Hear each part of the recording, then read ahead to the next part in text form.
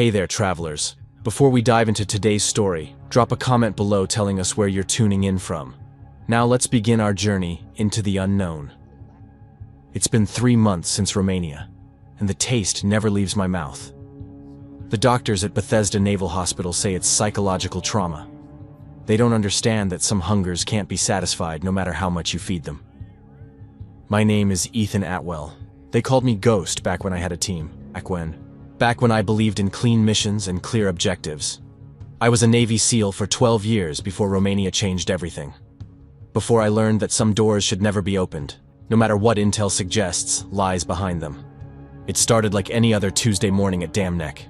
Vikander was cleaning his rifle for the 3rd time that week, humming some mariachi tune under his breath. Balerdi sat hunched over his laptop, probably writing another letter to his daughter back in Cleveland. Clement and Rames were arm wrestling at the corner table, their usual pre-mission ritual.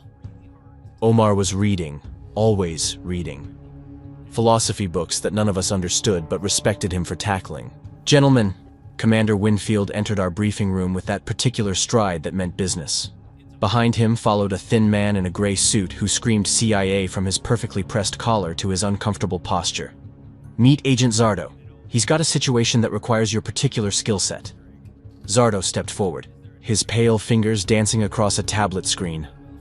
The wall monitor flickered to life, displaying satellite imagery of a snow-covered valley somewhere in the Carpathian Mountains.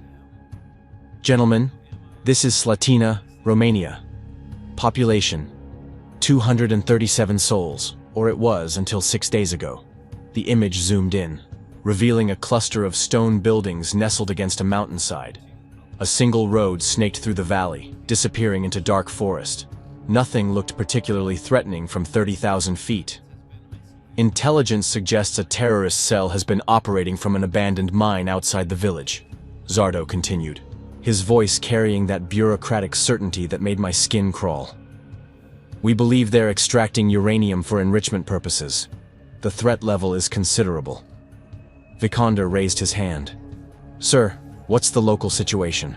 Romanian government involved?" "Negative. This is off books. The Romanian authorities believe Slatina was evacuated due to a gas leak from the old Soviet mining operations. We need to maintain that cover story." Zardo's fingers tapped against his tablet. "Your mission is simple. Infiltrate, confirm the threat, and neutralize any hostile presence, clean and quiet." Rames, our demolitions expert, leaned forward. "What kind of opposition are we expecting?" "Minimal. Our last drone surveillance showed maybe a dozen individuals moving between the village and mine entrance. Small arms, nothing your training can't handle." Zardo paused, studying our faces. "The mission window is tight, in and out within 48 hours. I'd done this dance enough times to know when something felt off. The briefing was too clean, too simple.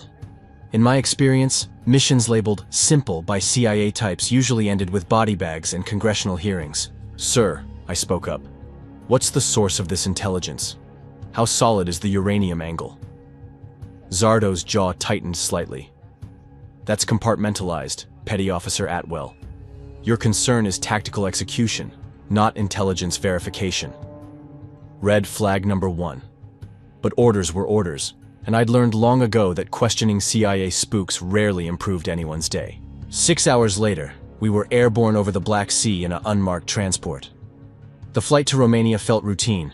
Equipment checks, mission review, the usual pre-combat banter that keeps nerves steady.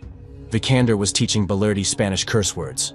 Clement was showing Omar photos of his new motorcycle. Rames slept like a baby, which always amazed me given that he worked with explosives for a living. I stared out the small window at the dark water below, thinking about my sister's wedding next month. Sarah had made me promise to take leave, to show up in something other than military dress uniform for once. "I want to see my brother the man, not the soldier," she'd said. After Romania, I'd understand what she meant. We inserted via helicopter 20 kilometers from Slatina just after midnight. The Romanian countryside spread below us like a black blanket, punctuated by occasional clusters of lights that marked sleeping villages. Our pilot, a taciturn Brit named Jeremy, set us down in a clearing surrounded by pine trees. "Pick up in 48 hours, same coordinates," he shouted over the rotor wash. Try not to start World War III while I'm gone. The helicopter lifted off, leaving us in the kind of absolute silence that only exists in remote wilderness. 6 men, full combat loadout, standing in 2 feet of snow, while our breath formed clouds in the frigid air.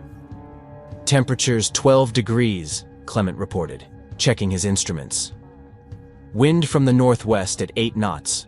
Weather looks stable. I consulted my GPS and compass.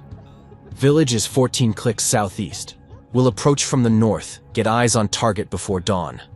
I keyed my radio. Sound off. Vikander, good to go. Balerdi, ready. Clement, operational. Rames, armed and charming. Omar, philosophical but deadly. Despite everything that followed, I still smile when I remember Omar's response. He had this way of finding humor in the darkest situations, a quality that kept us all sane during the bad missions. I didn't know then that his humor would be one of the first casualties of what we'd find in Slatina. The march through the forest felt routine. We moved in standard patrol formation, maintaining radio silence and light discipline. The snow crunched softly under our boots, and somewhere in the darkness, an owl called to its mate. Normal sounds of a normal night in normal wilderness.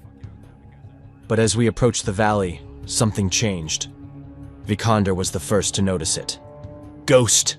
he whispered through the comm. "You smell that?" I paused, testing the air.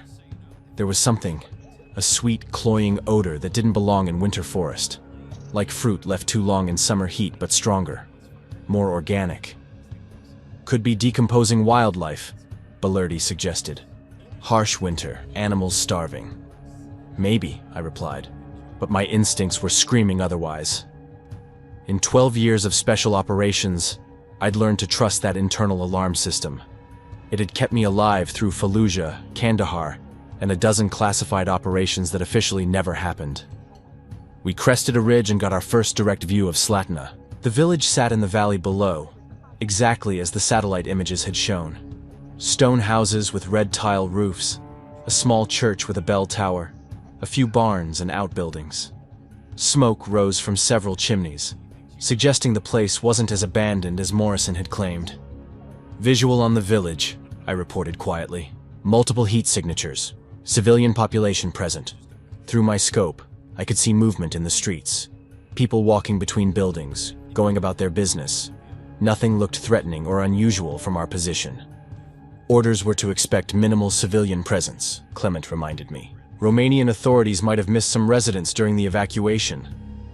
Or our intelligence was wrong, Rames muttered. Wouldn't be the first time. I was about to respond when Vikander grabbed my arm. "Boss, look at the mine." The mine entrance was carved into the mountainside about a kilometer from the village proper. Soviet-era concrete and steel framing marked the portal, with rail tracks disappearing into darkness. But what caught my attention were the lights moving around the entrance, vehicle headlights and handheld beams suggesting significant activity. "Bingo," Balerdi whispered. "Our terrorist friends are definitely home." I studied the scene through my rifle scope, counting personnel and vehicles. At least 15 individuals moving between 3 SUVs and the mine entrance. They moved with purpose but not military precision, more like excited amateurs than trained operatives. "All right, gentlemen," I said, lowering my weapon. "We've got confirmation of hostile presence at the target location. Vikander and Omar, you'll provide overwatch from this position. The rest of us will move closer for detailed reconnaissance." We spent the next 2 hours working our way down into the valley, using the darkness and natural terrain for concealment. The closer we got to the village, the stronger that sweet, rotten smell became. By the time we reached the outskirts of Slatina, it was almost overwhelming. "Jesus," Rames whispered, covering his nose with his sleeve. "What is that stench?" I was about to answer when we heard the first scream. It came from somewhere in the village center, a human voice raised in absolute agony. But there was something wrong with it. The pitch was too high, too sustained, like an animal caught in a trap, rather than a person in distress. "Could be our terrorists interrogating locals," Clement suggested, but his voice carried doubt. Another scream joined the first, then another. Soon the night air filled with a chorus of wailing that made my skin crawl. These weren't sounds of interrogation or combat. They were sounds of something far worse. Change of plans, I decided. We're going to investigate the village first. Something's very wrong here. We moved through Slatina's narrow streets like ghosts, using doorways and alleys for concealment. The screaming continued, punctuated by other sounds that defied easy description. Scraping, tearing, and a wet crunching that reminded me of bones breaking. At the village square, we found them. The first thing I noticed was the blood. Dark stains covered the cobblestones in irregular patterns, as if someone had thrown buckets of paint with violent enthusiasm. But it wasn't paint. The metallic smell mixed with that sweet rot created a cocktail that made my stomach lurch. The second thing I noticed were the people. A woman knelt in the center of the square, her face buried in what I initially thought was a pile of garbage. She was making soft eating sounds, completely absorbed in her task. As we watched in horror, she raised her head, revealing a mouth full of earth and broken glass. Her eyes had rolled back, showing only white, and she was smiling. "Mary, Mother of God," Belerdi whispered. Around the square, other villagers engaged in similar behavior. An elderly man methodically chewed on his own fingers, seemingly oblivious to the pain. A teenage boy had torn open his shirt and was clawing at his chest, trying to reach something inside. A middle-aged woman sat against a wall, systematically eating her own hair, strand by strand. "Chemical weapons," Clement said, his voice tight with control. "Has to be. Some kind of nerve agent or psychotropic compound." I wanted to believe him. Chemical weapons were something we understood, something we could plan for and counter. But watching these people destroy themselves with such focused determination felt like something else entirely. We need to check for contamination, I decided. Full NBC protocols until we know what we're dealing with. We activated our chemical detection equipment and waited for readings. Clean air, no trace of known toxic agents. Whatever was affecting the villagers wasn't showing up on our instruments. "Ghost!" Vikander's voice crackled through the comm from his overwatch position. "You need to see this, the mine entrance. They're bringing something out." I signaled for the team to hold position and switched to Vikander's video feed on my tactical display. Through his scope camera, I could see the terrorist group at the mine entrance, but they weren't extracting uranium. They were carrying what looked like stone tablets, covered in symbols that seemed to writhe and shift even through the low-resolution feed. "Are you seeing this clearly?" I asked Vikander. "Negative, Ghost. The image keeps distorting. Might be electromagnetic interference from the mine." As I watched, one of the figures dropped his tablet. It shattered against the rocky ground, and even from our distant position, I could swear I heard the sound. Not just breaking stone, but something like a sigh of relief. That's when the real screaming started. It came from the mine itself, echoing up from depths that shouldn't exist in any normal excavation. Not human screaming. This was something else, something that spoke to parts of my brain I didn't know existed. The sound made my teeth ache and my vision blur. "All call signs report status," I called through the comm. "Vikander here, I'm really hungry all of a sudden." "Omar, same. When's the last time we ate?" "Rames, my stomach feels like it's eating itself." I realized with growing horror that I felt it too. A gnawing emptiness that had nothing to do with our mission timeline or normal hunger. This was something deeper, more primal. My mouth was watering, and I found myself staring at the villagers in the square with a new understanding. "Team, we're pulling back to the rally point. Something's wrong here, and it's not what we came to find." But as we began our withdrawal through the village streets, I caught sight of the mine entrance again. The figures there had stopped their work and were looking in our direction. Not searching, looking directly at us, as if they knew exactly where we were. And from the depths of that ancient excavation, something was calling to us with a voice that promised to fill the terrible emptiness growing in our bellies. The hunger was unlike anything I'd ever experienced. Not the simple need for food after a long mission, but something that clawed at my insides with razored teeth. It started as we watched those figures at the mine entrance turn toward us with impossible awareness, and it grew stronger with each passing second. "Team, we need to move," I whispered into my comm, but my voice came out strained. My mouth was producing saliva at an alarming rate, and I found myself swallowing constantly. "Something's affecting us. Ghost." I mean, Atwell. Vikander's voice crackled through the radio from his overwatch position. Whatever's happening down there, it's getting worse. I can see more people coming out of the buildings. They're all heading toward the mine. Through my scope, I watched the villagers emerge from their homes like sleepwalkers answering a silent call. Men, women, children, all moving with that same purposeful shuffle toward the mine entrance. Their faces were blank, but their mouths moved constantly, chewing motions on empty air.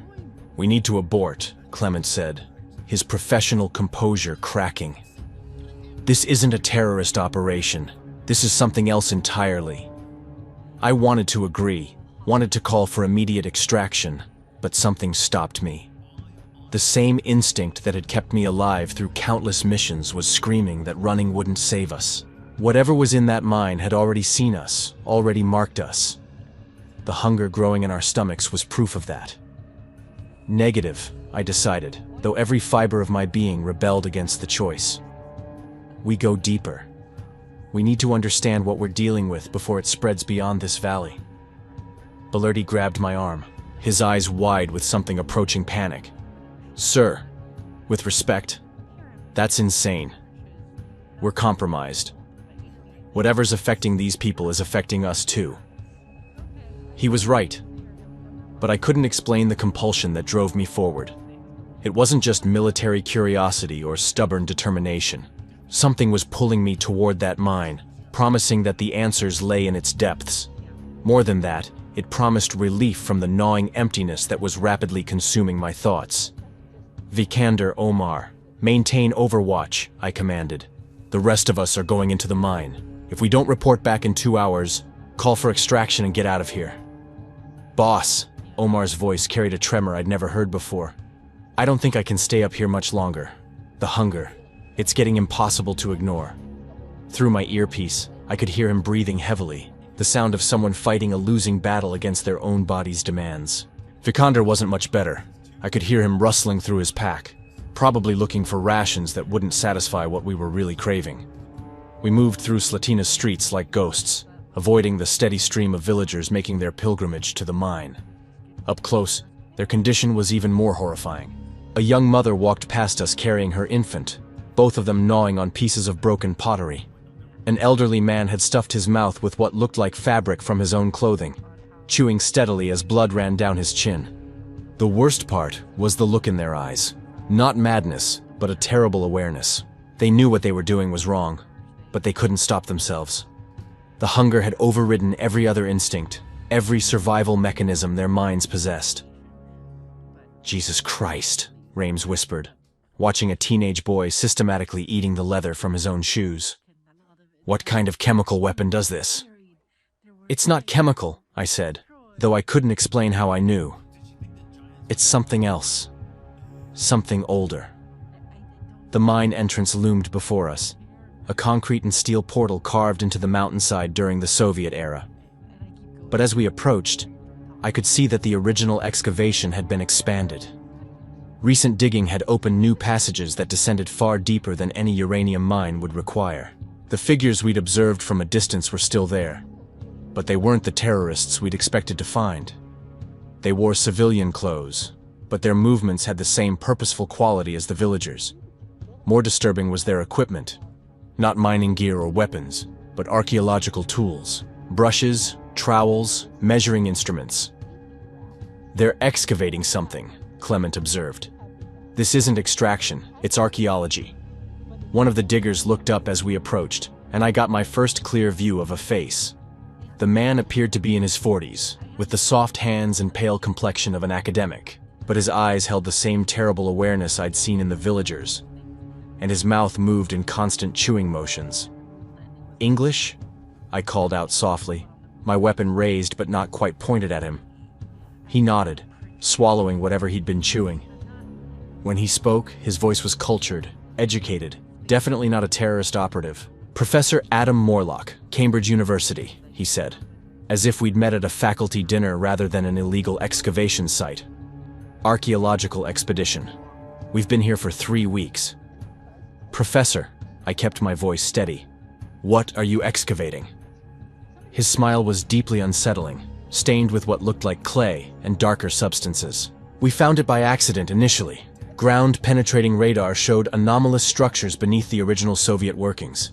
But once we broke through, he gestured toward the mine entrance with trembling hands. We couldn't stop. Had to keep digging, had to reach it. Reach what? The chamber. The one that's been calling to us. His eyes took on a distant quality. It's been so hungry, waiting so long. But now it's almost free. The pieces clicked together in my mind with horrible clarity. These weren't terrorists mining uranium. They were archaeologists who'd stumbled onto something ancient and terrible. Something that had been imprisoned beneath the earth until human curiosity broke its bonds. "How long since you first entered the chamber?" I asked. Morlock's smile widened. 6 days. That's when the hunger started. But it's not just hunger, you understand. It's purpose. We're part of something greater now. Something that will remake the world. Behind me, I heard Rames make a choking sound. When I turned, he was stuffing handfuls of dirt into his mouth. His eyes rolled back in ecstasy.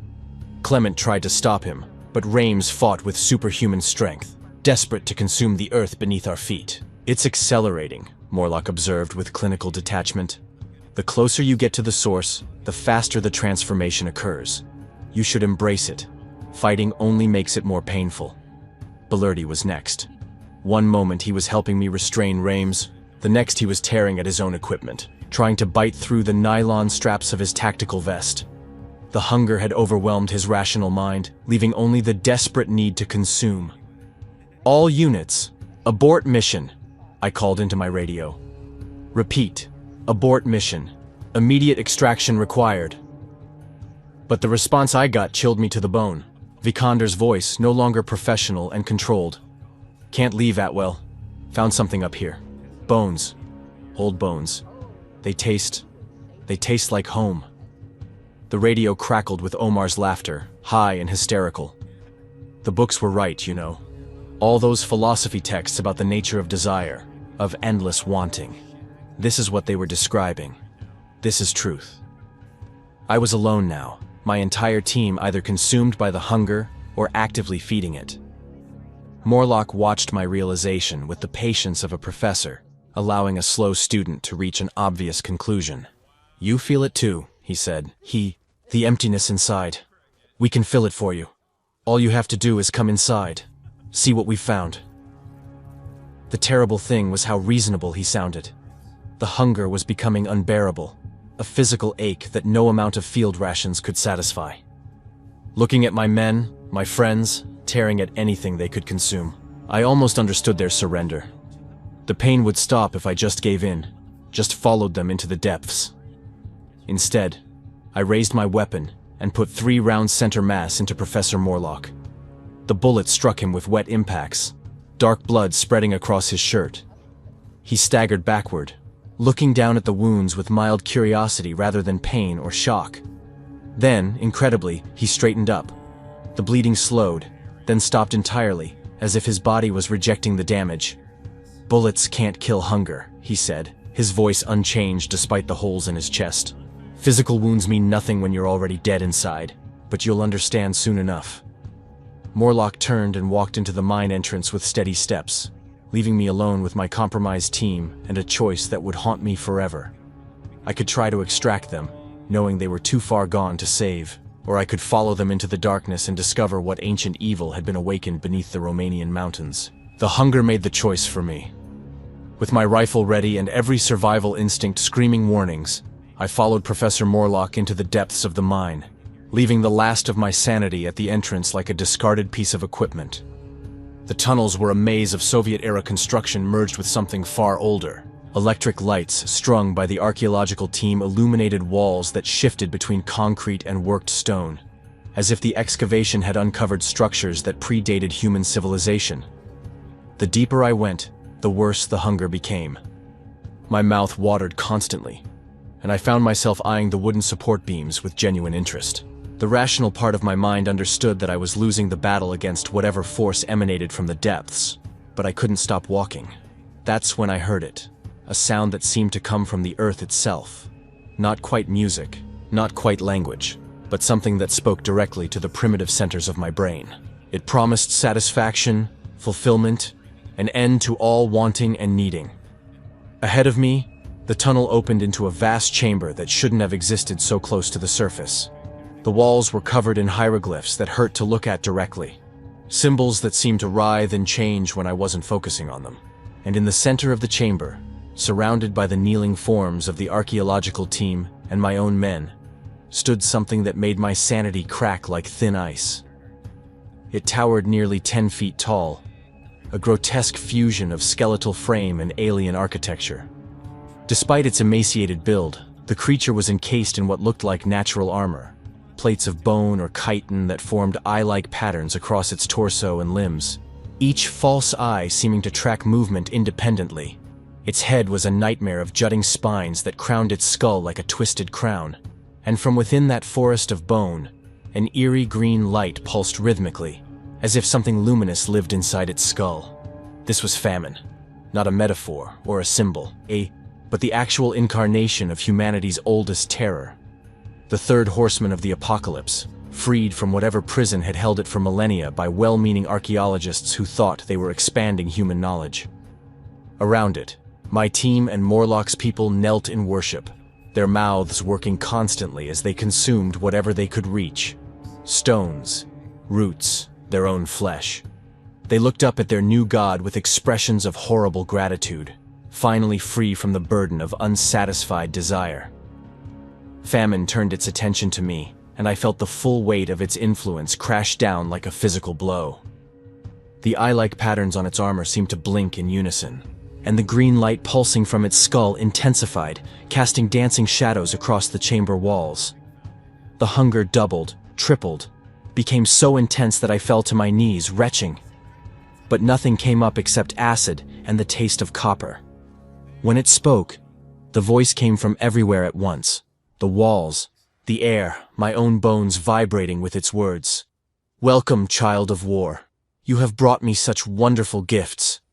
I tried to raise my weapon, tried to fight back against the thing that had destroyed my team and countless innocent villagers. But my arms wouldn't obey.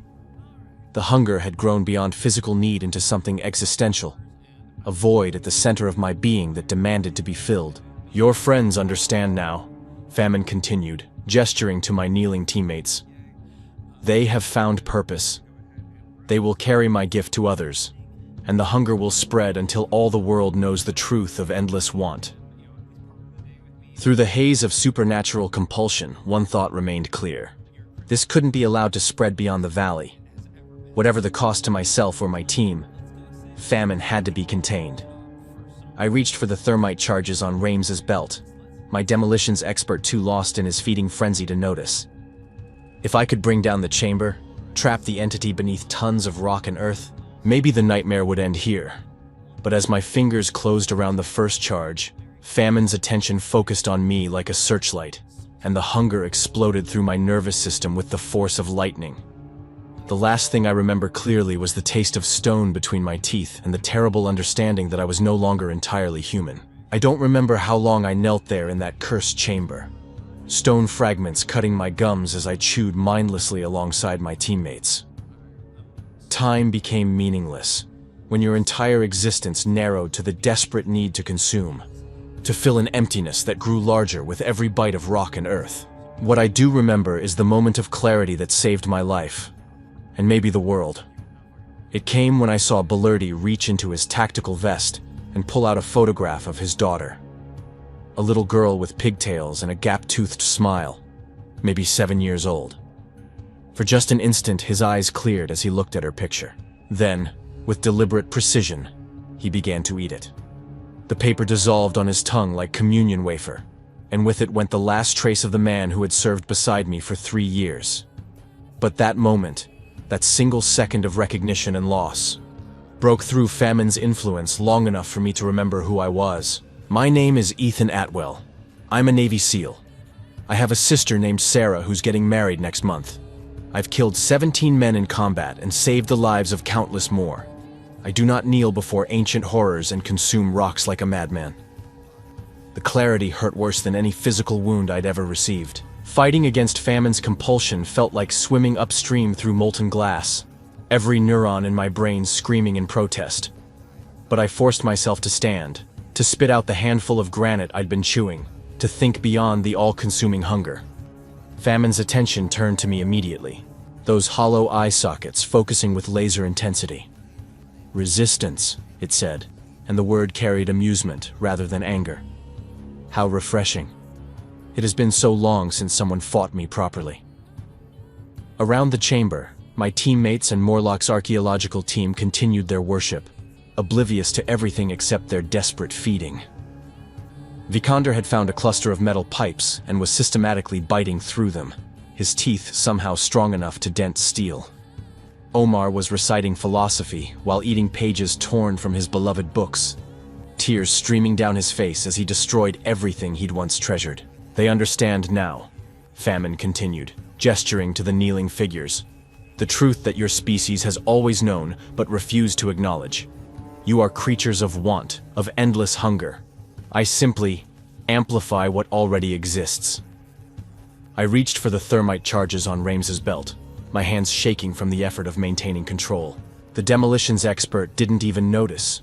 He was too busy consuming his own bootlaces, leather and metal eyelets disappearing down his throat with mechanical regularity. You think to trap me, Famine observed. But destruction is just another form of consumption. Fire devours fuel, explosions consume matter. You would only be feeding me in a different way. The entity was right, but I had to try something. If I could bring down the chamber, maybe bury it deep enough to prevent the contagion from spreading, the sacrifice would be worth it. My team was already lost. The villagers above were beyond salvation, but the rest of the world still had a chance. I armed the first charge, the electronic timer glowing red in the supernatural darkness. 30 minutes, enough time to get clear if I ran immediately, but not nearly enough if I hesitated. Interesting, Famine said, tilting its impossibly gaunt head. Gaunt, you would die to stop me. But tell me, soldier, what drives that decision? Is it not hunger of a different sort? Hunger for purpose, for meaning, for the satisfaction of duty fulfilled. The words hit me like physical blows. Even my resistance was just another form of want, another emptiness demanding to be filled. The need to be a hero, to save others, to matter. It was all hunger in the end. I feed on every desire, Famine continued, its voice becoming hypnotic. The mother's hunger to protect her children, the soldier's hunger for victory, the lover's hunger for connection, the scholar's hunger for knowledge. Professor Morlock thought he was expanding human understanding, but he was simply satisfying his own intellectual appetite. I armed the second charge, then the third. But with each timer I set, the hunger grew stronger. My mouth watered uncontrollably, and I found myself eyeing the wooden handles of the detonators with genuine interest. You cannot resist what you are, Famine said. But you can choose how to feed. Join your friends. Accept the gift I offer. Spread the hunger to those who deserve to understand their true nature. That's when I realized the entity's mistake. It understood human hunger, but it didn't understand human stubbornness. The same bloody-minded determination that had gotten me through SEAL training, through 3 tours in Afghanistan, through every impossible mission I'd ever completed. I didn't have to resist the hunger. I just had to redirect it. Instead of fighting the gnawing emptiness in my stomach, I embraced it. I fed it with memories. The taste of my first kiss. The satisfaction of completing my first marathon. The pride of earning my trident. The joy of Sarah's laughter when I called her from overseas. I consumed every good moment of my life, swallowing them down to fill the void that Famine had opened inside me. The entity recoiled as if struck. What are you doing? Learning, I said, arming the fourth charge. You feed on hunger, on wanting. But what happens when someone is genuinely satisfied? I reached deeper into my memories, finding moments of true contentment. The quiet morning I'd spent fishing with my father before he died. The night Sarah graduated medical school, and we celebrated with cheap wine and terrible jokes. The day my team completed our first perfect mission with 0 casualties. For the first time since entering the chamber, the gnawing hunger began to recede. Not because I was fighting it, but because I was filling it with something famine couldn't digest. Genuine human satisfaction. Impossible, the entity hissed. No human achieves true satiation. You always want more. Maybe, I admitted, arming the final charge. But right now, in this moment, I've had enough. The chamber began to shake as Famine's form wavered, its perfect control disrupted by my unexpected resistance. Around us, some of the kneeling figures looked up in confusion, their supernatural compulsion flickering. That's when I saw my chance. I grabbed Omar's pack and pulled out one of his philosophy books, the one I'd seen him reading on the plane, something about the nature of desire. As Famine recoiled from my contentment, I did the one thing that might actually hurt an entity that fed on hunger. I began to read aloud. The enlightened person desires nothing, for in wanting nothing, they possess everything. I shouted over the increasing rumble of collapsing rock. Satisfaction comes not from obtaining what we want, but from appreciating what we have. Famine screamed, not with sound, but with a psychic shriek that made my ears bleed. The ancient philosophy, spoken in the presence of an entity that embodied infinite want, was like poison to its system. You understand nothing, it raged. Satisfaction is illusion. Contentment is weakness. I am eternal because hunger is eternal. But satisfaction exists, I said, backing toward the chamber entrance as the charges began their countdown. Even if it's temporary, even if it's imperfect, it exists. And that's enough to prove you wrong. The ceiling cracked, sending shower of stones into the chamber. Some of the kneeling figures, those who had been affected for the shortest time, began to stir in confusion, but they remained lost to Famine's influence. Even Professor Morlock, despite the bullet wounds that had mysteriously healed, continued his worship with unwavering devotion, but my closest friends remained completely consumed. Vikander continued gnawing through metal pipes with supernatural strength. Omar kept reciting philosophy while consuming pages from his books, tears streaming down his face as he destroyed everything he'd once treasured. The hunger had claimed them too completely for any hope of recovery. As the chamber began its final collapse, I had to make the hardest decision of my life. I could try to save them, knowing it would probably fail and definitely doom whatever hope remained of containing famine. Or I could run, leaving them to die buried beneath tons of rock and earth, but ensuring the entity went with them. The choice was made for me when Balerdi looked up from consuming pieces of his tactical gear and met my eyes. For just a moment, somewhere deep in his possessed gaze, I saw a flicker of the man I'd known. Not recovery, but a final moment of awareness before the hunger consumed him completely. Go, he whispered through bloodied lips, his voice barely audible over the groaning stone. Don't let this reach her. I ran. Behind me, Famine's screams mixed with the thunder of collapsing rock as 30 years of Soviet engineering came down at once. The tunnel shook like an earthquake, and I barely made it to the surface before the entire mine system caved in on itself. The blast should have killed everything in that chamber. Should have buried the 10-foot-tall entity with its eye-covered armor and spine-crowned skull so deep that it would take another millennium to claw its way back to the surface. Should have ended the nightmare that had consumed an entire village and my brothers in arms. But as I stumbled through the dawn light toward our extraction point, I could feel something wrong inside me. A hollowness that had nothing to do with normal hunger. A mark left by my contact with the third Horseman. I had resisted its influence, used its own nature against it, but I hadn't escaped unchanged. The helicopter pilot who picked me up, Jeremy, the taciturn Brit, took one look at my face and didn't ask questions. During the flight back to base, I caught him glancing at me in his mirror, worry creasing his features as I unconsciously chewed on the leather strap of my tactical vest. The debrief at Dam Neck was a masterpiece of creative fiction. Gas leak in the mine, structural collapse, terrorist cell eliminated along with themselves in a bungled demolition accident. My team died heroes, preventing nuclear materials from reaching the black market. Clean story, no loose ends, everyone goes home satisfied.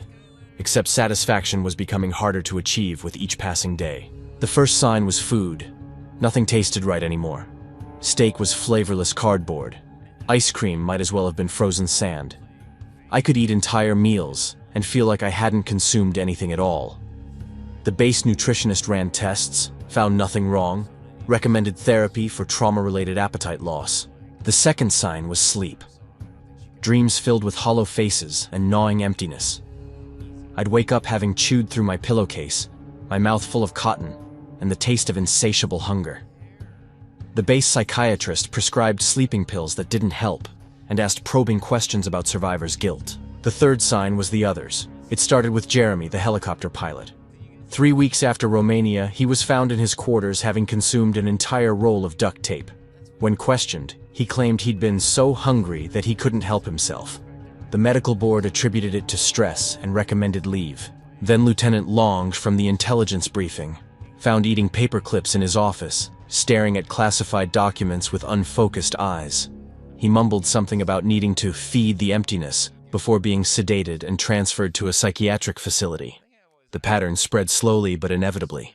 Anyone who had been briefed on the Romania mission, anyone who had handled the reports or evidence, anyone who had even peripheral contact with what had happened in that chamber, began showing symptoms.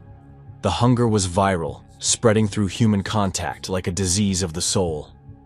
I tried to warn my superiors, tried to explain what we'd really encountered in those mountains. But how do you tell a career military officer that his men are being consumed by a biblical apocalypse? How do you explain that an ancient entity is using human administrative systems to spread its influence? They ordered psychological evaluation, extended leave, mandatory counseling sessions with military therapists who nodded and prescribed medications for conditions they didn't understand.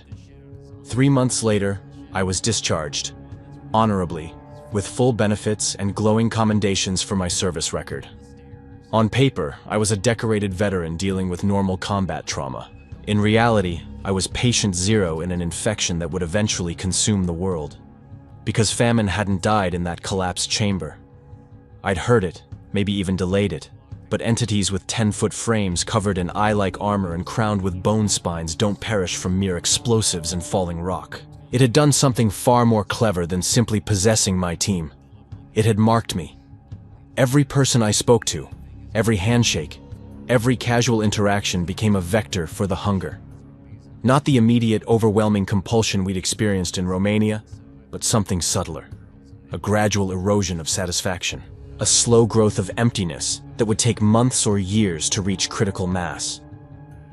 By the time I understood what was happening, it was too late to stop it. The infection had already reached dozens of people, who carried it to dozens more, who spread it exponentially through the population. Military bases, government agencies, civilian contractors, all slowly being consumed by an appetite that could never be satisfied. Sarah's wedding was beautiful. I walked her down the aisle wearing my dress blues, smiling and proud as any big brother should be.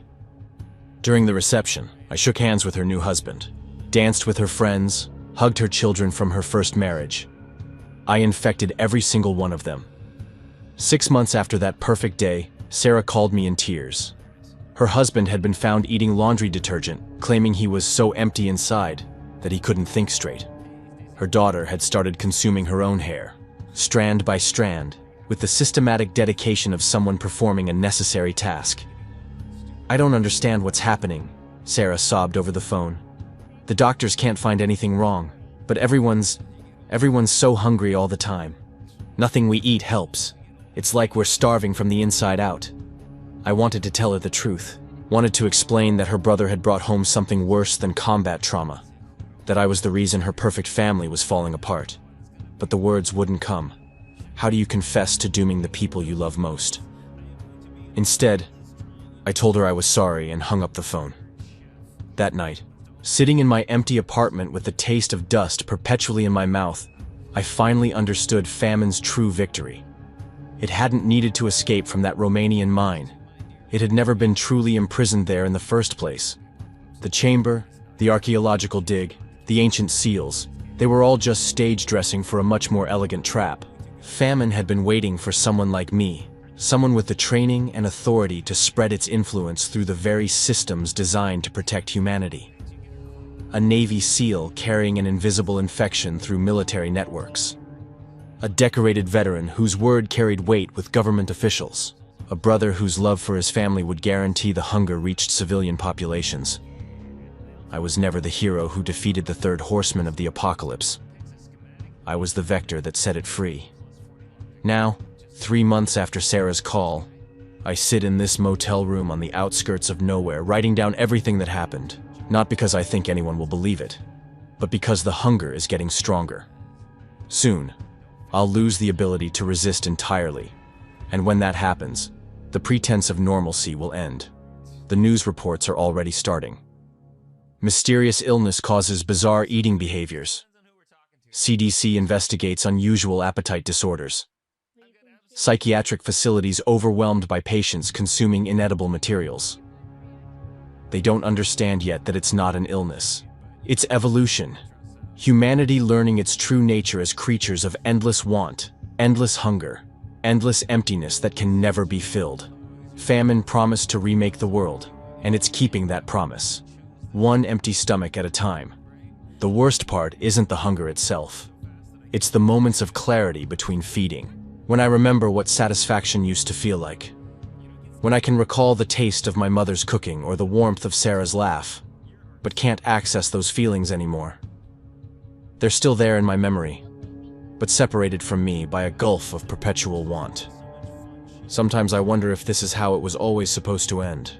If humanity's gift for never being satisfied, for always wanting more, was simply famine's influence stretched across millennia. Maybe we were never free in the first place. Maybe we just thought we were. The hunger is calling now, stronger than it's ever been. I can feel my rational mind slipping away, replaced by the primal need to consume. In a few hours, maybe less, I'll be like the villagers in Slatina, aware but helpless, conscious but compelled. Before that happens, I'm leaving this account where someone might find it. Not because I think it will help. The infection has spread too far for any cure now, but because people deserve to know the truth about what's coming. My name is Ethan Atwell. I was a Navy SEAL for 12 years. I had a sister named Sarah who deserved a better brother than me. And I brought home the third horseman of the apocalypse in my shadow. The hunger wins. It always wins. Because in the end, we are what we consume. And we consume everything. Had some questions Oh, no worries. that I had to. required my Google screw. I had some issues I had to handle It over here counts with too. ridiculousness, which is a shame, but it's one of her favorite shows, so. Oh, we're not being ridiculous